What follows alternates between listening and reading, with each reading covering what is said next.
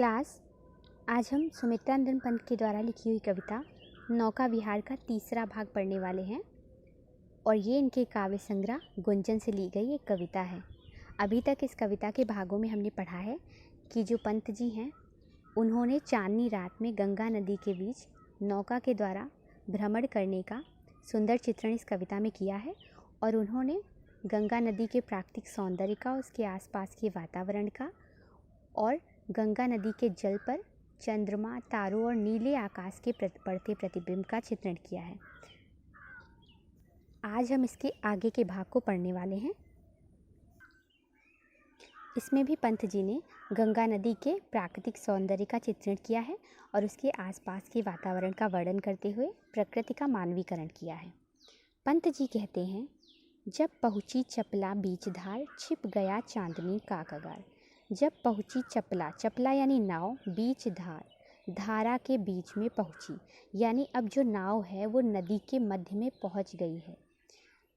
पंत जी कहते हैं कि जब नाव धारा के बीच में यानी नदी के बीच में पहुँच गई, छिप गया चांदनी का कगार, कगार यानी किनारा, तो जो चांदनी का कगार यानी चांदनी के कारण चमकते हुए रेतीले किनारे थे वो छिप गए यानी दिखाई देना बंद हो गए। गंगा नदी बहुत बड़ी नदी है तो उसके बीच में पहुंचने के बाद जो रेतीले किनारे हैं वो स्पष्ट रूप से दिखाई नहीं दे रहे थे। पंत जी कहते हैं कि जब नाव धारा के बीच में पहुंच गई तो उस धारा के किनारे चंद्रमा की रोशनी से यानी उसकी चांदनी से चमकते हुए जो रेतीले किनारे थे वो दिखाई देना बंद हो गए या छिप गए। दो बाहों से दूरस्थ तीर, दूरस्थ तीर और दूर स्थित तीर जो यानी जो तट थे वो दो बाहों के समान प्रतीत हो रहे थे। उस नदी के बीच में से दूर दूर दोनों तरफ स्थित दो तट दिखाई दे रहे थे, किनारा स्पष्ट रूप से नहीं दिखाई दे रहा था।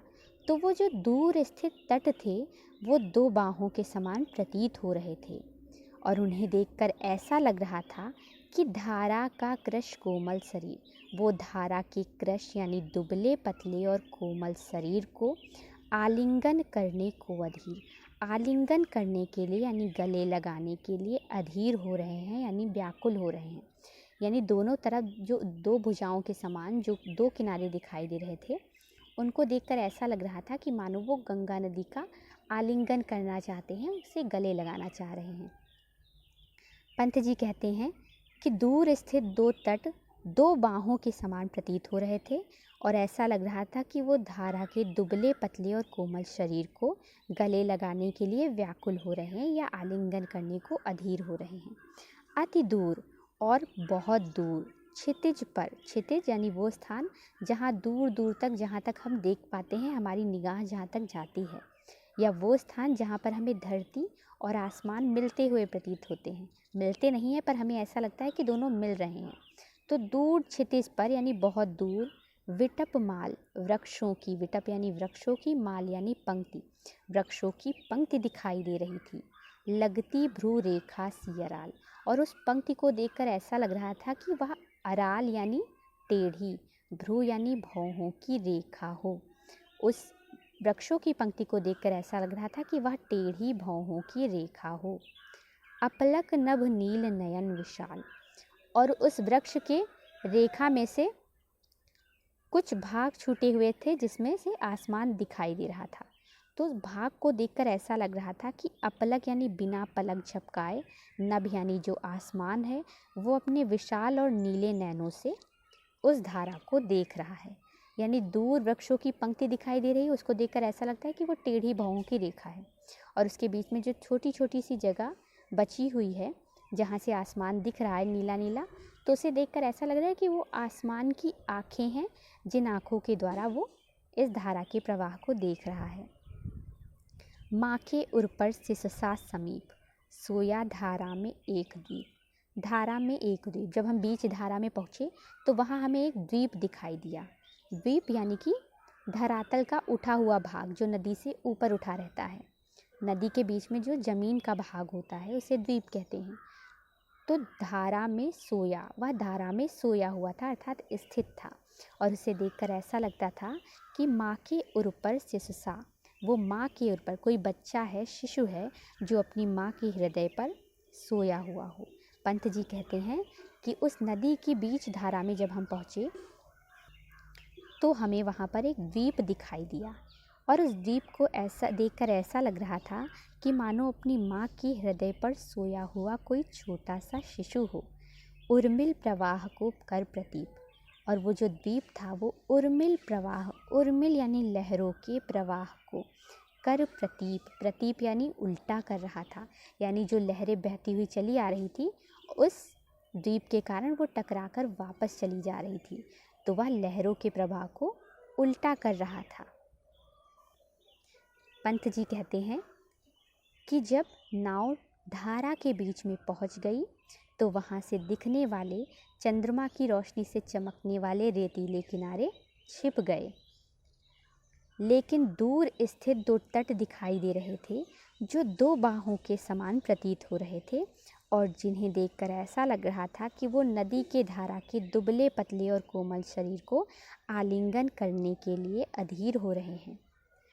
बहुत दूर क्षितिज पर वृक्षों की पंक्ति दिखाई दे रही थी जो टेढ़ी भौहों की रेखा के समान प्रतीत हो रही थी, और उन वृक्षों के बीच में बचे हुए जो छूटे हुए भाग थे उनसे आसमान दिखाई दे रहा था, जिसे देखकर ऐसा लग रहा था कि जो आकाश है वो अपने विशाल और नीले नैनों से अपलक यानी बिना पलक झपकाए हमें देख रहा है।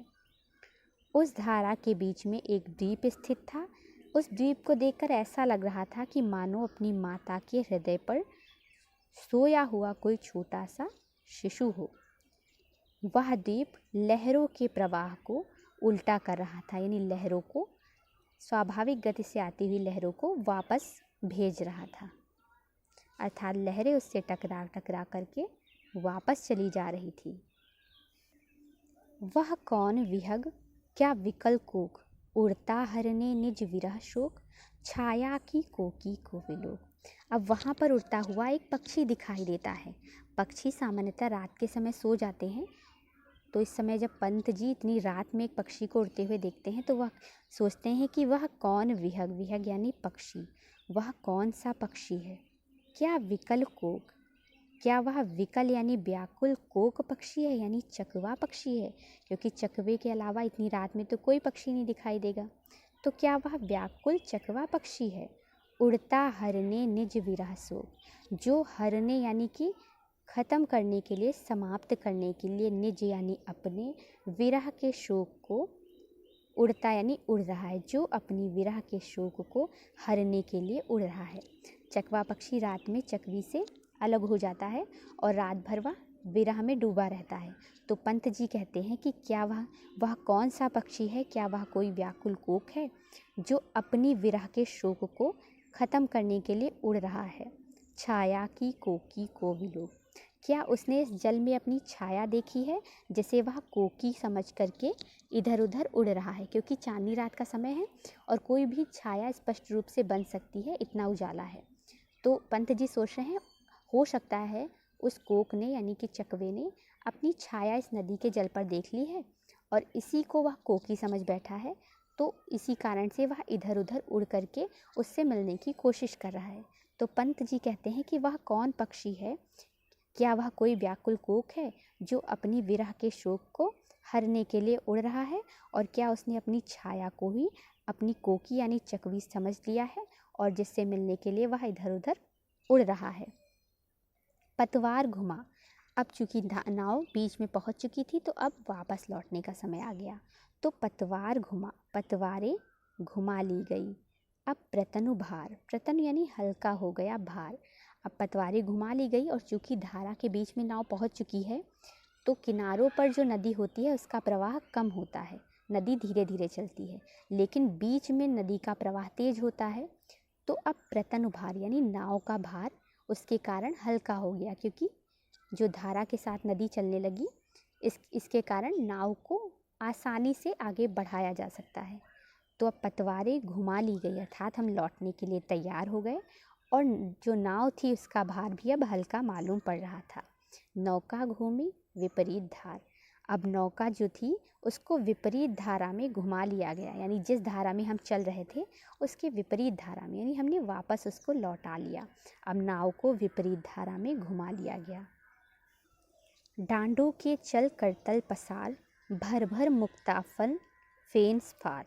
डांडों के यानी पतवारों के, चल यानी चंचल, करतल यानी हथेलियों को फैला करके।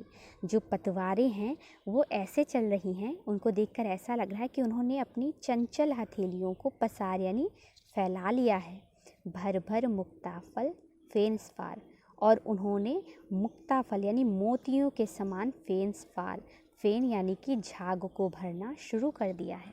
क्योंकि जब नाव चलती है तो जब पतवारें चलाई जाती हैं तो उसके कारण आसपास के जल में बहुत सारा झाग उठता है, बहुत सारी लहरें भी बनती हैं।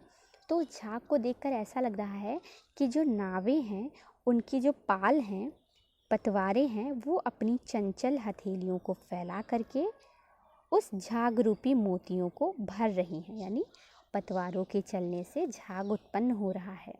बिखराती जल में तार हार, और ऐसा लग रहा है, कभी कभी ऐसा लगता है कि वो तारों के हार को तोड़ तोड़ करके जल में बिखराती जा रही हैं, यानी तारों के जैसे जो झाग है उसको तोड़ तोड़ करके बिखराती जा रही हैं। यानी जो झाग है वो तारों के हार के समान प्रतीत हो रहा है और पतवारों के द्वारा उसको तोड़ तोड़ करके इधर उधर फैला दिया जा रहा है। चांदी के सापों सी रलमल, नाचती रश्मियाँ जल में चल, रेखाओं सी खिंच तरल सरल। अब जो रश्मियाँ यानी चंद्रमा की किरणें हैं उसका भी प्रतिबिंब जल में पड़ रहा है। तो जब किरणों का प्रतिबिंब जल में पड़ता है तो जब लहरें उठती हैं तो वो प्रतिबिंब नाचता हुआ सा प्रतीत होता है। क्योंकि नाव जो है वो जल के बीच में चल रही है तो आसपास का जो जल है वो भी चलायमान हो गया है, लहरें उठने लगी हैं। तो उस जल में जब किरणों का प्रतिबिंब पड़ता है तो नाचती रश्मियाँ, वो जो किरणें हैं वो नाचने लगती हैं, जल में चंचल होकर के नाचने लगती हैं। और उन्हें देखकर ऐसा लगता है कि चांदी के सापों सी रलमल, वह चांदी के सांप हों, यानी सांपों सी वह लंबी लंबी होती हैं, और चांदी इसलिए क्योंकि वह बहुत ही शुभ्र यानी श्वेत है, चमकती हुई सी हैं। पंत जी कहते हैं कि जब चंद्रमा की किरणें जल में पड़ती हैं तो लहरों के कारण वो ऐसे नाचती हैं कि मानो वो चांदी के नाचते हुए सांप हों। रेखाओं सी खिंच तरल सरल, और वो तरल सरल रेखाओं सी खिंची हुई सी प्रतीत होती हैं, यानी ऐसी रेखा के समान प्रतीत होती हैं जो तरल भी है और सरल भी है। तो वह तरल और सरल रेखाओं के समान प्रतीत होती हैं। ऐसा लगता है कि जल में कोई तरल और सरल रेखा खींच दी गई हो। पंत जी कहते हैं कि वह कौन पक्षी है, क्या वह विकल चकवा है, कोई व्याकुल चकवा है जो अपनी छाया को अपनी कोकी समझ करके अपनी विरह के शोक को हरने के लिए इधर उधर उड़ रहा है। पंत जी कहते हैं अब नौका के बीच में, अब जो नौका है वो जल की धारा के बीच में पहुंच गई है, तो अब पतवारें घुमा ली गई हैं और जल धारा में पहुंचने के कारण नाव का भार हल्का हो गया है। नौका को अब बीच धारा से विपरीत धारा में घुमा लिया गया है, यानी नौकाएं अब लौटने लगी हैं, हम वापस लौट चले हैं, इसलिए नौका को विपरीत धारा की ओर घुमा लिया गया है। पंत जी कहते हैं कि जो पतवारें हैं उनके चलने से जो झाग उत्पन्न हो रहा है उसे देखकर ऐसा लगता है कि पतवारें अपनी चंचल हथेलियों को फैला करके उस झाग रूपी, उस मोती रूपी झाग को भर रही हैं, यानी मोतियों के समान उस झाग को अपनी हथेलियों में भरे ले रही हैं। और वो जो फेन है यानी झाग है उसे देखकर ऐसा लग रहा है कि वो पतवारें जल में तारों के हार को तोड़ तोड़ करके फैलाती जा रही हैं। पंत जी कहते हैं कि गंगा नदी के जल पर यानी धारा पर जो पड़ने वाली चंद्रमा की किरणें हैं वो उस जल में चंचलता के साथ ऐसे नाचती हैं मानो वो चांदी की कोई सांप हो, और वो जो किरणें हैं वो जल में खिंची हुई किसी तरल और सरल रेखा के समान प्रतीत होती हैं। आगे पंत जी कहते हैं लहरों की लतिकाओं में खिल, सौ सौ ससी सौ सौ उड़ झिलमिल। जो लहरें हैं वो किसी लतिका यानी लता के समान प्रतीत होती हैं। लहरें बनती हैं फिर मिटती हैं, फिर बनती हैं फिर मिटती हैं। तो वो जो टेढ़ी मेढ़ी लहरें हैं वो किसी लता के समान प्रतीत होती हैं। और लहरों में जब चंद्रमा का या तारों का प्रतिबिंब पड़ता है तो वो कई प्रतिबिंबों में विभक्त हो जाता है। यानी चंद्रमा का प्रतिबिंब तो एक ही है, लेकिन लहरों के हिलने के कारण वहाँ पर सैकड़ों चंद्रमा दिखाई देते हैं। तो 100-100 शशि, उस ऐसा लगता है कि जो लहरें हैं वो कोई लता है और उसमें 100-100 चंद्रमा लगे हुए हैं। 100-100 उड मतलब उडुगन यानी नक्षत्र यानी तारे लगे हुए हैं, झिलमिल और झिलमिला रहे हैं। कहने का आशय ये है कि जब लहरें बनती हैं और हिलती हैं तो उनके हिलने से तारों और चंद्रमा का प्रतिबिंब भी हिलता है, जिसे देखकर ऐसा लगता है कि लहरें कोई लता हैं और उसमें सैकड़ों चंद्रमा और सैकड़ों तारे लगे हुए झिलमिला रहे हैं। फैले फूले जल में फेनिल, और इस तरह से जल में जो फेनिल यानी कि झाग है वो फैल और फूल रहा है, यानी बन रहा है और इधर उधर फैला जा रहा है। यानी लतिकाएं किसी जो लहरें हैं वो किसी लतिका के समान प्रतीत होती हैं, जिसमें सैकड़ों चंद्रमा और सैकड़ों तारे लगे हुए झिलमिला रहे हों, और जल में जो फेनिल है वो इधर उधर फैल रहा है और बार बार उत्पन्न हो रहा है। अब उथला सरिता का प्रवाह।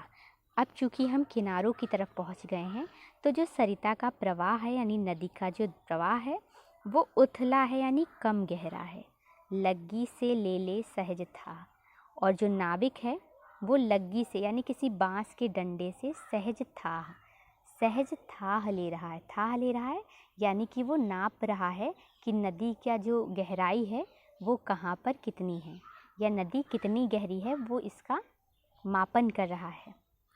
अब चूँकि हम किनारों की ओर पहुँच गए हैं, तो यहाँ पर सरिता का प्रवाह जो है वह कम गहरा है, उथला है, और अब जो नाविक हैं वो अपनी लग्गी से नदी की थाह लेने लगे हैं। हम बढ़े घाट को सहोत्साह। इसके बाद नौका विहार करने के पश्चात हम घाट की ओर उत्साह के साथ में बढ़ चले। अब इस कविता का अंतिम भाग पढ़ते हैं।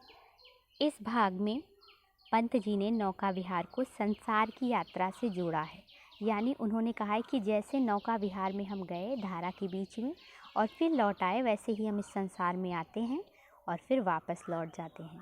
तो यहाँ पंत जी ने नौका विहार को संसार की यात्रा से जोड़ा है और जीवन और संसार के सात्वत प्रवाह रूप को प्रकट किया है।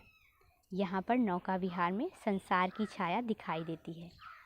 ये जो पद है ये नौका विहार का सबसे श्रेष्ठ पद है, और इस पद में जो छायावाद की विशेषता है, रहस्यवाद, उसके दर्शन होते हैं। अब घाट के समीप पहुंच जाने पर पंत जी कहते हैं, ज्यों-ज्यों लगती है नाव पार, उर्मे आलोकित सत्विचार। ज्यों-ज्यों लगती है नाव पार यानी जैसे जैसे नाव पार लगती है, यानी जैसे जैसे हम किनारे के समीप पहुँचते जाते हैं। उर्मे आलोकित सत्विचार, वैसे वैसे हमारे उर यानी हृदय में सत यानी सैकड़ों विचार आलोकित होते हैं, प्रकाशित होते हैं, यानी हमारे हृदय में सैकड़ों विचार आते हैं। इस धारा साही जग का क्रम, शाश्वत इस जीवन का उद्गम। शाश्वत है गति, शाश्वत संगम। हम सोचने लगते हैं कि इस धारा के समान ही इस संसार का भी क्रम है। जैसा इस जलधारा का क्रम है, उसी प्रकार इस शाश्वत इस संसार का भी क्रम है। शाश्वत इस जीवन का उद्गम। यहाँ पर जीवन का उद्गम भी शाश्वत है, यानी कभी समाप्त नहीं होता। जैसे इस जलधारा का उद्गम कभी नहीं समाप्त होता, वैसे ही इस जीवन का उद्गम कभी समाप्त नहीं होता, वो चलता रहता है। शाश्वत है गति, इस जीवन की गति भी शाश्वत है। शाश्वत संगम, और इस जीवन का मिलन भी शाश्वत है, यानी ये जीवन शाश्वत उद्गम का स्वरूप है, अर्थात ये जीवन बार बार हमें प्राप्त होता रहता है और ये बार बार अपनी गति से चलता रहता है, और इस गति से चलने के बाद में इस जीवन का परम सत्ता से संगम हो जाना भी शाश्वत है। नौका विहार के अनुभव का वर्णन करते हुए पंत जी कहते हैं कि जैसे जैसे हमारी नौका पार लगती है, यानी हम किनारे के निकट पहुंचते हैं, वैसे हमारे हृदय में सैकड़ों विचार प्रकाशित होते हैं। हम सोचने लगते हैं कि इस जलधारा के समान इस संसार का भी क्रम शाश्वत है, और जैसे धारा निरंतर सैकड़ों वर्षों से चली आ रही है, उसका जल कभी समाप्त नहीं होता, वैसे ही यह जीवन भी कभी, यह संसार भी कभी समाप्त नहीं होता। और इस जीवन का उद्गम भी शाश्वत है, इस जीवन की गति भी इस धारा के समान शाश्वत है, और इस जीवन का संगम भी शाश्वत है। शाश्वत नभ का नीला विकास, इस नभ का जो नीला विकास है वो भी शाश्वत है।